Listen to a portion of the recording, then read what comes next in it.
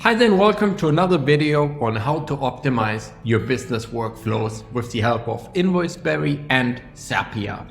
My name is Uwe, I'm the founder of InvoiceBerry, a simple online invoicing software for small business owners. So today we're looking at Cogsworth. It's a scheduling tool for telemedicine and other small and large teams.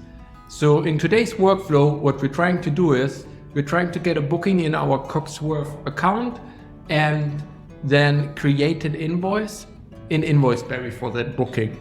Though customers might want to book an appointment with us and we send them an invoice and they can even pay it via Stripe or Square or any of the other payment options supported by InvoiceBerry.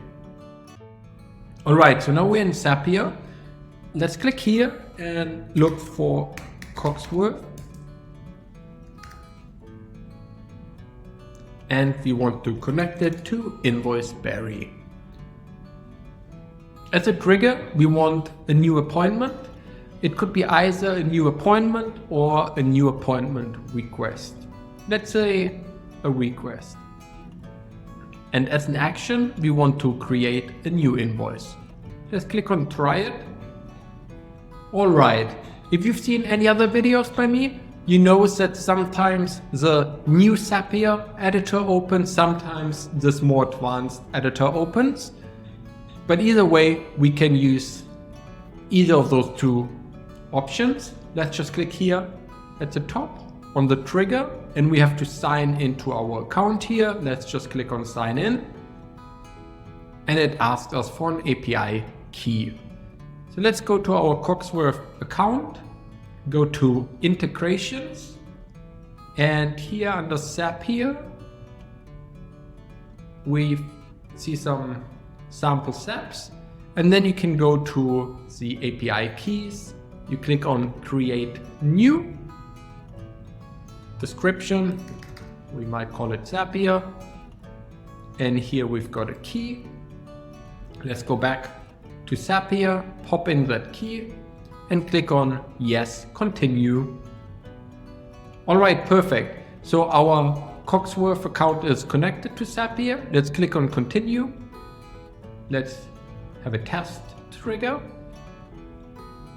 Okay, let's try this once more. Let's click on test trigger. Okay, for some reason we can't find this appointment. Let's skip this test. Yes, we want to skip it.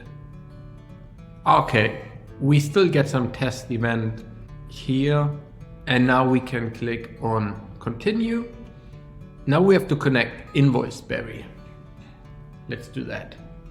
So for InvoiceBerry we need an API key and an API password. Let's go to InvoiceBerry, click on settings, main settings and integrations and just copy the API key. And then we copy the API password and click on yes, continue. Perfect. So we just got connected to InvoiceBerry and let's click on continue.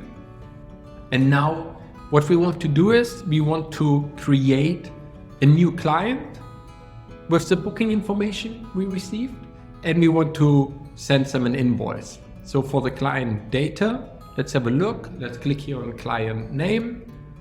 So we get the customer name, Lisa Simpson from Cogsworth. And then we can fill out this information. We don't really have to.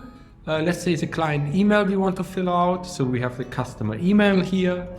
So you can also fill out the first name, last names, the street details, whatever information you might get. In this example, I just use the company name and the client email address.